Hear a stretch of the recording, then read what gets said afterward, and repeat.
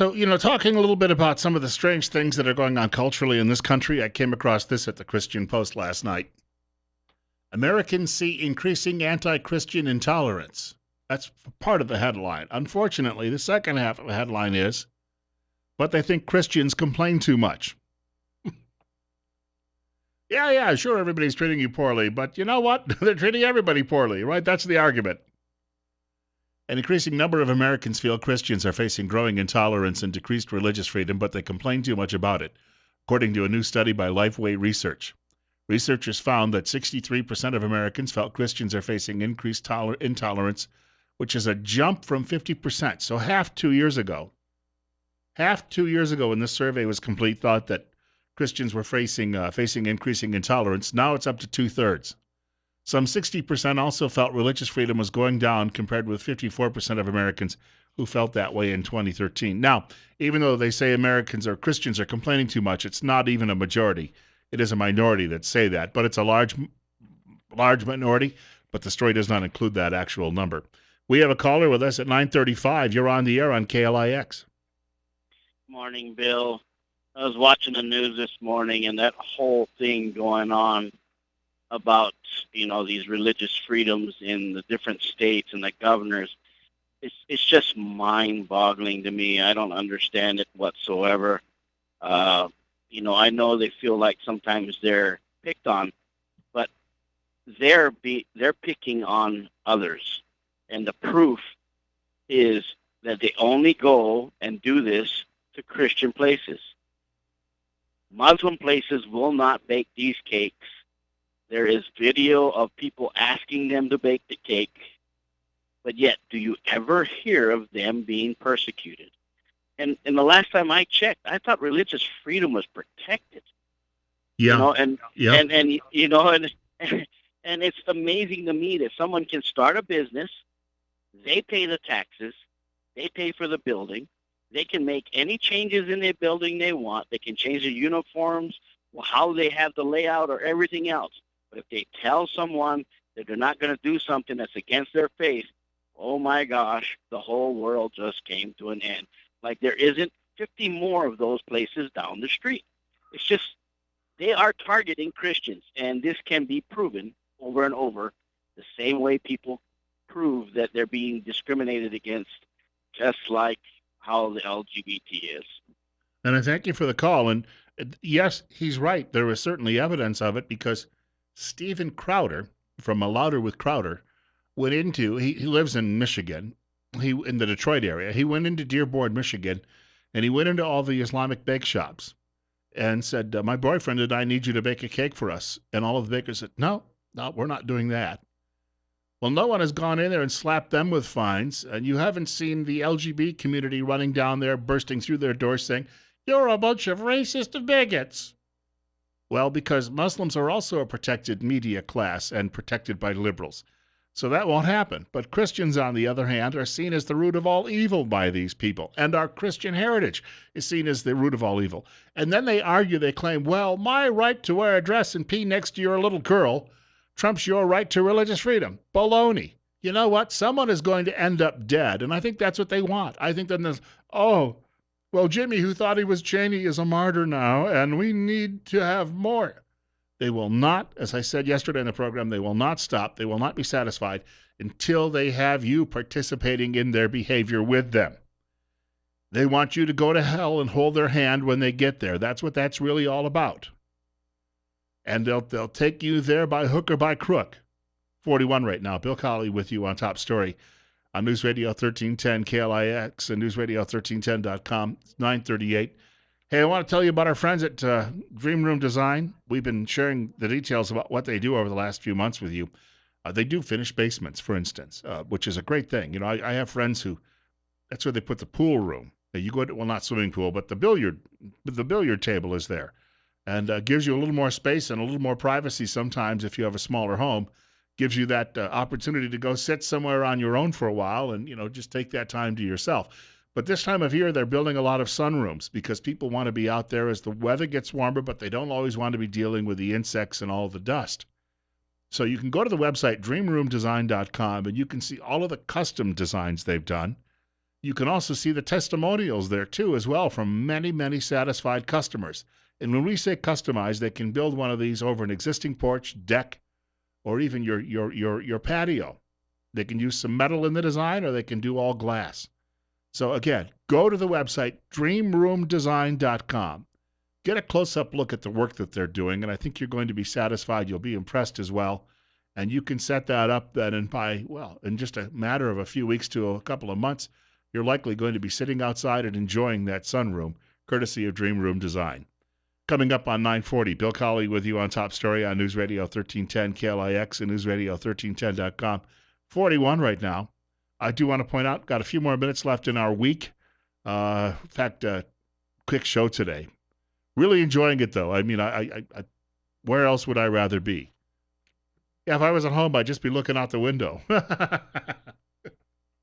Thinking, if I was at work, I could be complaining about something. Yeah, and when I'm complaining about something, I'm never happier. In fact, more complaints ahead. So when was the last time you heard about someone sticking up a bank with a flamethrower?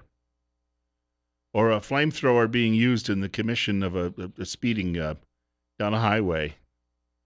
Or a flamethrower being used in the commission of a homicide? 944, Bill Colley with you on Top Story on News Radio 1310 KLIX and newsradio1310.com. The only person I ever recall who improperly used a flamethrower and even had one in his possession was Uncle Fester on The Addams Family. And he was a fictional character. Why am I talking about this? Well, apparently fact and fiction are difficult for some people in Congress to separate. Coming up on 945, it's 41. Bill Colley with you on Top Story on News Radio 1310 KLIX and newsradio1310.com. Daily Signal. I found this a couple of days ago. I just haven't had a chance. We've been so busy to mention this, and I couldn't let it go. This congressman wants to imprison innocent people and thinks it's a joke. Daily Signal reporter John Michael Siebler, the writer, Representative Elliot Engel, a Democrat from New York, thinks sending innocent people to federal prison is a joke. He has written the Flamethrowers Really Act. That is the name of it, Flamethrowers Really Act, after learning that the federal government had not yet criminalized flamethrowers.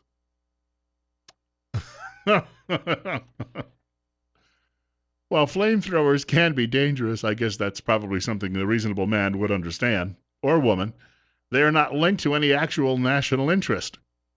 The bill would treat flamethrowers the same as machine guns under federal criminal law, imposing penalties of fines and prison terms up to 5 to 10 or more years under Chapter 44 of Title 18 of the United States Code. Since there is no national flamethrower problem, the writer says, but there are some lawful commercial uses, the bill is yet another example of overcriminalization. The lack of a national flamethrower problem can be seen from the scarcity of flamethrower-related cases within the FBI crime data and Department of Justice annual prosecution data. Joshua Prince, an attorney with the Firearms Industry Consulting Group, said there has not been a, quote, documented case of an individual using a flamethrower in commission of a crime, unquote. And that makes sense since flamethrowers aren't exactly the first choice for someone who wants to rob a bank or steal a car. Pull the trigger and you burn the cash up or you blow up the car. Get in a shootout and it might be you who blows up. 946, Bill Colley with you on Top Story on News Radio 1310, KLIX and newsradio1310.com. Now, this guy this congressman, this liberal, is probably right now at taxpayer expense printing up brochures with glossy pictures and holding a flamethrower so he can send them to all the voters back in his district and say, I'm looking out for you. Don't get burned this election year. Ha, ha, ha, ha. 736-0300, 736-0300, or online. Well, email me, bill.colley@townsquaremedia.com, bill.colley@townsquaremedia.com. So this gets us back to the point. Americans are just bombarded with all of this stupidity from people in government. And then people in government and mainstream media, which enables these stupid people, it can't understand why people like Donald Trump come along and start kicking the legs out from under the apple cart.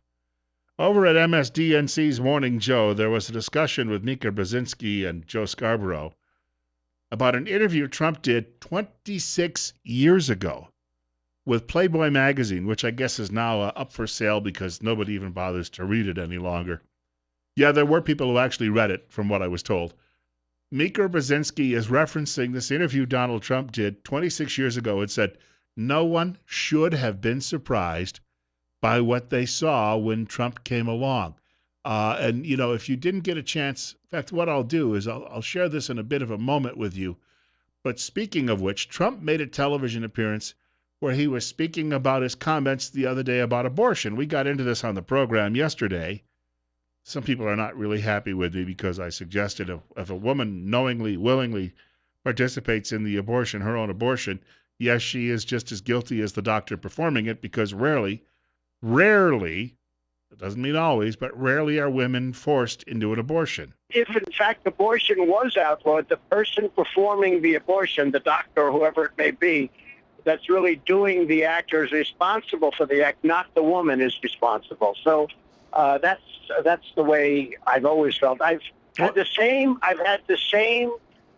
stance exactly as Ronald Reagan. I mean, I've had it from the beginning. He was speaking with Eric Bolling last night. Bolling filling in for Bill O'Reilly on the O'Reilly Factor on Fox News Channel. And according to all of the people, if you're reading all of the smart set in all of the newspaper columns around the country now, one of them even at Wall Street Journal today, Kimberly Strassel, says Trump has met his Waterloo. In other words, Trump is now done because of this comment. His comments about John McCain being a prisoner of war didn't do it. His comment about illegal immigrants being murderers and rapists didn't do it. His comments about Ted Cruz's wife didn't do it. But now, because he did this, he is done. He's toast. And Cruz already was showing well in the polls in Wisconsin. It's not like Ted Cruz is going to lose everywhere now. He's already won a few states.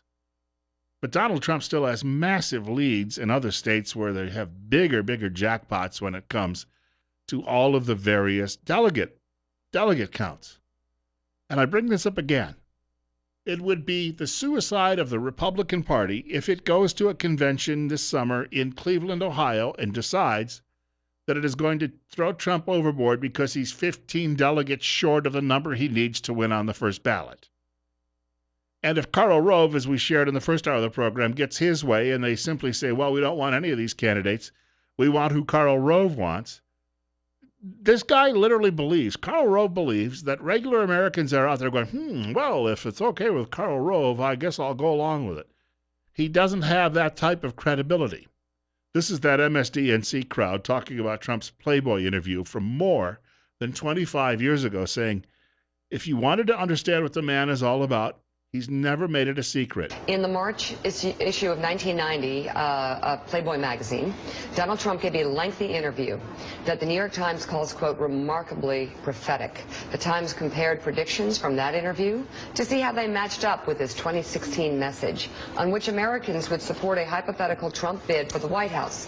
1990, Trump said, the working guy would elect me. He likes me. When I walk down the street, those cabbies start yelling out their windows on allies taking advantage of America's generosity. 1990, Trump said, we Americans are laughed at around the world for losing a $150 billion a year after defending wealthy nations for nothing. Nations that would be wiped out in about 15 minutes if it weren't for us. Our allies are making billions screwing us. On whom he would trust to carry out his vision in government, 1990 Trump names Carl Icahn, among others. Yeah. One of the first names Trump offered during his 2016 campaign as a possible cabinet member, Carl Icahn. And on counterpunching, 1990, Trump said, quote, when somebody tries to sucker punch me, I push back a hell of a lot harder than I was pushed in the first place. If somebody tries to push me around, he's going to pay a price. Talk about sticking to his brand and sticking to his message. Yeah, nothing's changed. He's the same guy, apparently, he was back in 1990. Now we keep hearing, well, he's just suddenly become a conservative. There's an old video that surfaced from CNN in 1988 at the Republican National Convention where Trump is described, as they're doing the interview with him, as one of America's best-known young conservatives. He has in the past stated his support, though, for things such as a national health care system, that is, a single-payer system. And to some degree, he's backed away from that. I think that the man is guilty, if nothing else, of thinking aloud. The thought comes into his head. We already know he doesn't have a governor in his brain that says, don't say that. He just says it. That's how he does things. And I think that he's given it some thought. I think that he would, at this point, if he had the opportunity, he would work to repeal Obamacare because of all of the problems it has. Check this out. I came across this today. This is from the Daily Beast. This is because I'm a Facebook friend of Cal Thomas. I get to see all of the great things that he's reading, and he's like a vacuum cleaner when it comes to news. The founder and CEO of a hospice services company instructed nurses to administer fatal overdoses to patients who had been on the hospice service for too long. That according to the FBI. This happened in Texas. As the FBI tells it, Brad Harris became a one-man private death panel as the owner and CEO of the hospice. Quote, you need to make this patient go bye-bye, unquote, he texted to one of his nurses at the healthcare services that he runs. That's recounted in an FBI warrant affidavit. On at least 4 occasions, the affidavit says Harris instructed nurses to administer overdoses to patients who had been on the hospice service for too long. The motive for the big hurry, the affidavit says, was money. Now, a lot of these hospices are no longer run by nuns and private charities. They're run by people who are there to make money. They get reimbursed by the government. On the other hand, if your patients stick around too long, not only do you lose some of that reimbursement, but you have to repay some of it. So it's better if your patients die very quickly. Remember, they said, oh, there's no such thing as death panels. Sarah Palin pretty much lost her political career by claiming they were death panels, and media said, oh, what an idiot, what a diggling, ha, ha, ha, she doesn't know what she's talking about. Even though in April of 2009, Barack Hussein Obama, then the President of the United States, only in office a few months, gave an interview to the New York Times Magazine where he said someone will have to make decisions, and he used his old grandmother who had a fall and broke her hip, and saying that she lingered for far too long and it cost far too much money, so someone would have to make a decision about throwing Granny under the bus. In other words, he was referring to death panels, but media didn't want you to know that. Well, here's the death panel. This guy's running his own. The FBI reports that Harris spoke of wanting to find patients who would die within 24 hours. The problem business-wise comes if too many patients hang on for too long and the hospice exceeds the cap. Harris is not in it as even a moderately dedicated doctor. He does not have a medical degree. He's an accountant who runs the company. That's it. As an accountant, he's looking at the bottom line and he's looking at the numbers. And some of you just are plainly living too long, and you've got to be conked over the head, or someone has to give you a concoction of drugs to get rid of you once and for all so that he can maintain his profit in his business. This is what we have wrought in this country with, and I'll tell you what, if we go to a single-payer system, that is a nationalized system, in order to try and control the cost, which will be outrageous, you look back and you see what they said, what Medicare and Medicaid were going to cost in the 1960s. You see the projections? They were wrong. Wrong isn't even the way to put it. I mean, it was incredibly out of whack, the projections they had. It shows you just how government cannot control costs. Can't even imagine what the costs are going to be. So in order to control costs in the future, they will ration care. And they will look for ways to euthanize old folks or the infirm or maybe the people out there. Well, you've got people right now who are trying to abort every baby they find through amniocentesis that shows that it might be a baby with Down syndrome because they tell us, well, we can't afford to take care of those children, even though some of those children are now going to school mainstreamed and getting straight A's. But this is the future. This is like out of Aldous Huxley's Strange New World. I mean, they literally are going to be offing people left and right, whether they be old or whether they be crippled or whether they have a birth defect, in order to control costs. Why do you think we were talking about 20 minutes ago about the way Christians are now being treated in this country? Why do you think they want to marginalize Christians? Because Christians are likely the people who would have the most objections and would get in the way. And they can't have you getting in the way of their grand master plan, which is nothing short of despicable, deviant. I mean, it is completely beyond the pale, and this is the way they would like to have America live in the future. Dehumanize us to the point where we're not even disturbed by any of this. God willing, if the creek don't rise, they'll allow me to come back on Monday morning and do this show all over again. Rush Limbaugh is coming up next following the news at 10 o'clock from Fox. Sean Hannity following 1 o'clock news this afternoon. Glenn Beck right after the 4 o'clock news from Fox this afternoon. Dave Ramsey tonight. And I wish everyone a great weekend. It's going to be a beautiful weekend. Plenty of sunshine, temperatures near 70. I think Halloween was the last time we saw a day that nice. Although that was a little noisier with all those kids lined up.